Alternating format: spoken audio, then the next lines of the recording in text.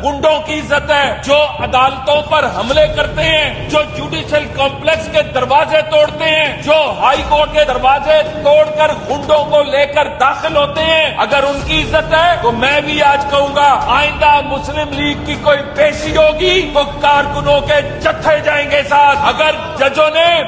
जजों ने यही जुबान समझनी है, अगर जज समझते हैं कि यही काम इस तरह चल रहे तो हम आपको इससे बढ़कर दिखा सकते हैं, लेकिन नहीं दिखाएंगे, क्योंकि ये मुल्क, हमने इस मुल्क को बचाना है, हमने इस मुल्क की इक़दार को बचाना है। क्योंकि नवाज शरीफ साहब ने कहा था जब एटमी धमाके किए थे, जब उन्होंने पाकिस्तान की मईशत को पटरी पर डाला था कि हम पाकिस्तान में इक़्तिदार की नहीं इक़दार की जंग लड़े हैं। इस इक़दार को बचाने के लिए इमरान खान को जितने मर्जी झूठ बोल लो, अगर तुम्हारे घर से तहरीके तालिबान के लोग